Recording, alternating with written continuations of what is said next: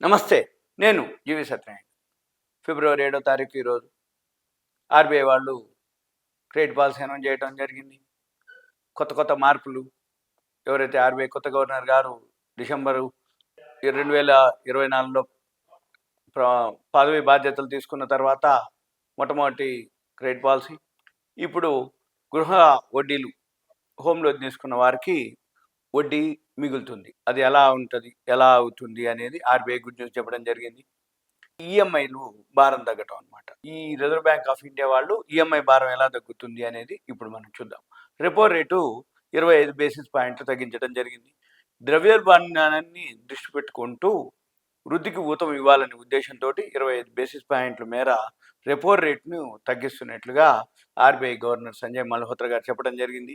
దీనికి monetary policy అనమాట. ఈ మానిటరీ పాలసీ ఏదైతే వడ్డీ రేట్లు ఆర్బీఐ గవర్నర్ గారు ప్రవేశపెట్టినటువంటి దానికి మానిటరీ పాలసీ వాళ్ళు చర్చలు చేస్తారు. 3 రోజులు సమీక్ష నిర్వహించిన తర్వాత అనౌన్స్మెంట్ చేస్తారు. అయితే ఈ మానిటరీ పాలసీ కమిటీ ఏదైతే ఉందో ఏకగ్రీవంగా దీని గురించి ఆమోదం చెప్పడం జరిగింది. ఈ రిజర్వ్ బ్యాంక్ ఆఫ్ ఇండియా ఏదైతే తాజా నిర్ణయం ప్రకారము రెపో రేటు 6.5% నుంచి 6.25%కి తగ్గడం జరిగింది. అయితే 5 ఏళ్ల నుంచి వడ్డీ రేట్లు పెరగటం తప్ప తగ్గటం చూడనటువంటి కస్టమర్లు, హోమ్ లోన్ కస్టమర్లకి ఇది ఊరట కల్పించేటటువంటి అంశం అని చెప్పాలి. అయితే ఇది ఏ మేరకు ఈఎంఐ తగ్గుతుందో చూద్దాం. ఈ RBI Reserve Bank of India తగ్గించినటువంటి రెపో రేటు పావు శాతమే. కానీ గృహ రుణ యోగం అంటే ఎవరైతే హౌసింగ్ లోన్ తీసుకున్నారో వాళ్ళందరికీ కూడా నెలవారీ ఏదైతే మంత్లీ ఈఎంఐలు ఉంటారో వాటికి చాలా తేడా కనిపిస్తుంది. ఆ తేడా ఏంటిది అనేది మనం చూద్దాము.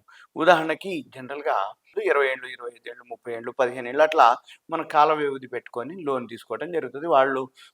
వాళ్ళ ఎంప్లాయీ అనుకోండి, రిటైర్మెంట్ అయ్యేంత వరకని కొంత పెట్టుకుంటారు. చిన్న ఏజ్‌లో అయితే కొంత ఎక్కువ టైమ్ ఫ్రేమ్ పెట్టుకుంటారు. పెద్ద ఏజ్‌లో అయితే టైమ్ ఫ్రేమ్ తక్కువతోటి వాళ్ళు రిటైర్మెంట్‌కి చూసుకొని 15, 20, 25 అలా పెట్టుకుంటారు కాల వ్యవధి. ఏది హోమ్ లోన్‌కి.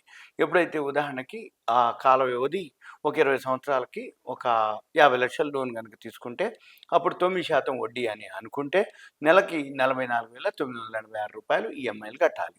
అయితే ఇప్పుడు ఆర్‌బీఐ నిర్ణయంతోటి రూ. 44,186కి తగ్గుతుంది. అంటే నెలకు సుమారుగా ఒక 800 తగ్గుతుంది. నెలకు 800 తగ్గింది అంటే 12,896 సుమారు సంవత్సరానికి రూ. 9,600 మనకి బెనిఫిట్ అవుతుంది. అంటే ఏంది? ఎప్పుడైతే వడ్డీ రేట్లు తగ్గటం వల్ల ఎప్పుడైతే ఇది ఇప్పుడు ఉదాహరణకి మనం చెప్పుకున్న దాని ప్రకారం 50,00,000కి నెలకి 800 గనక తగ్గితే ఒకవేళ 10 ఏళ్ళు టైం గనక ఉంది అనుకుంటే మనకి 10 ఏళ్ళు టైం ఉందనుకోండి ఇప్పటి నుంచి అంటే 120 నెలలు గదా! 120 నెలలు ఇంటూ 800 మనకి మిగిలినట్టే. అంటే సుమారు ఒక 96,000 వరకు మనకి మిగిలే అవకాశాలున్నాయి. అది ఇప్పటికి లెక్కలు. మళ్ళీ 2 నెలల తర్వాత క్రెడిట్ పాలసీ అనౌన్స్ చేసినప్పుడు సపోజ్ న్యూట్రల్‌గుండా ఓకే. ఇది వర్తిస్తుంది. సపోజు ఇంకో పావలా తగ్గించిర్రో ఇంకొక టైమ్ ఫ్రేమ్ అనమాట. మనం ఇలా కాలిక్యులేట్ చేసుకోవాలి. ఇప్పుడు మీకొక ఐడియా కోసం. అంటే ఇప్పుడు గనక ఈ డెసిషన్ మీద గనక ఉంటే 120 నెలలకి మనకు 96,000 మిగులుతుంది. మళ్ళీ వచ్చే 2 నెలల క్రెడిట్ పాలసీ మీద మామూలుగా న్యూట్రల్‌గా ఉంచిర్రనుకోండి సేమ్ ఇదే వర్తిస్తుంది. సపోజ్ ఇంకో పావలా తగ్గించిర్రనుకోండి ఇంకొంచెం బెనిఫిట్ అయిద్ది. సపోజ్ పెంచిర్రనుకోండి ఇప్పుడొచ్చిన వరకే బెనిఫిట్ ఉంటుంది. మళ్ళీ తర్వాత రాదన్నట్టు. మనం ఇలా కాలిక్యులేట్ చేసుకోవాలి, చూసుకోవాలి. ఐడియా కోసమే ఇప్పుడు ఇదంతా. ఇక తర్వాత ఈ ఎవరైతే లోన్ తీసుకున్నారో వాళ్ళకి 2 ఆప్షన్స్ ఉంటాయి. ఎప్పుడైతే ఆర్‌బీఐ వాళ్ళు రెపో రేట్ తగ్గించిర్రో వాళ్ళకి 2 ఆప్షన్‌లు ఏంటిదంటే ఒకటో ఈఎంఐ తగ్గించుకోవటం. అంటే మంత్లీ ఇన్‌స్టాల్‌మెంట్ అమౌంట్‌ని తగ్గించుకోవటం. రెండోదో కాల వ్యవధిని తగ్గించుకోవటం. సపోజ్ ఇప్పుడు మనము ఈఎంఐ తగ్గించుకుంటే సేమ్ టైమ్ ఫ్రేమ్ అలానే ఉంచుకోవటమా? లేదు టైమ్ ఫ్రేమ్ తగ్గించుకొని ఈఎంఐ అలానే కట్టటమా? ఎప్పుడైనా గానీ ఇప్పుడు ఈఎంఐ తగ్గించుకుండ్రనుకోండి టైమ్ ఫ్రేమ్ అలానే ఉంటుంది. మనం కట్టవలసింది తగ్గుద్ది. మనకి మిగిలేదుంటది. లేదు నేను ఇంతే కడతాను. టైమ్ ఫ్రేమ్ తగ్గించుకుంటే ఏమైతుంది? ఇప్పుడు ఎంతైతే మిగులుతుందో ఆ మిగిలేదంతా కూడా టైమ్ ఫ్రేమ్. సపోజ్ ఇప్పుడు 10 ఏళ్ల కాలం ఉంది. మనం ఇప్పుడు సేమ్ అమౌంటే కడుతున్నాం. కానీ మనం ఈ రెపో రేట్ తోటి మనకి మిగిలింది ఏదైతే నెలకి 800 అనుకున్నాం కదా ఉదాహరణకి. ఈ 800 మందం ఏమైతుంది? అక్కడ లాస్ట్‌లో ఆ కాల వ్యవధిని తగ్గించటం. మన ఇష్టం అనమాట. టైమ్ ఫ్రేమ్ తగ్గించుకోవడం ఒక పద్ధతి. లేదు ఈఎంఐని తగ్గించుకోవడం ఒక పద్ధతి. మనిష్టం. ఇది జనరల్‌గా ఏందంటే రెండో ఆప్షనే బెటర్ అంటారు.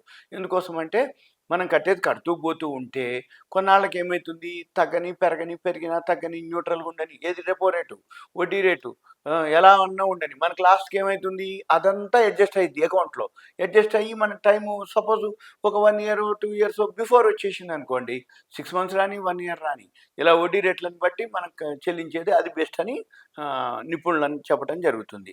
అయితే దీనివల్ల ఏమవుతుందంటే దీర్ఘకాలంలో మనం పెద్ద మొత్తంలో వడ్డీని సేవ్ చేసుకోవచ్చు, ఆదా చేసుకోవచ్చు అన్నట్లుగా చెప్పడం జరుగుతుంది. అయితే సపోజ్ ఇదే 50,00,000ది రుణం తీసుకున్నాం అనుకోండి ఉదాహరణకి. ఇంకొక ఉదాహరణ.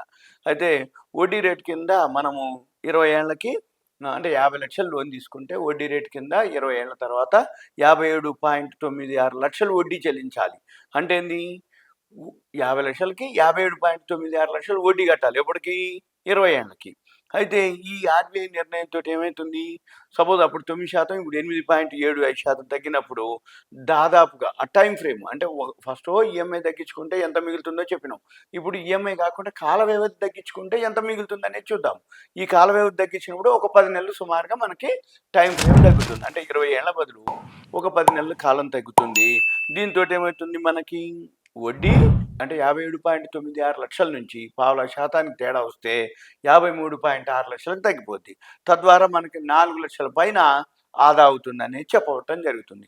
ఇదంతా కూడా కాల వ్యవధి ఎంచుకోవటం వల్ల మంచిది అని వాళ్ళు నిపుణులు చెప్పడం జరిగింది. ఇక చివరిగా నేను చెప్పేది ఏమిటి అంటే, మీరు ఎవరైతే ఏదైతే ఉన్నారో మీ వీలుని బట్టి ఆప్షన్ మీరు చూజ్ చేసుకోవటం. కాకపోతే అందరు నిపుణులు రెండోది కాల వ్యవధి పెట్టుకుంటారు. ఏంటంటే ముందు తొందరగా అయిపోతుందనేది. మనం కట్టేది ఎట్లాగో కడుతున్నాం.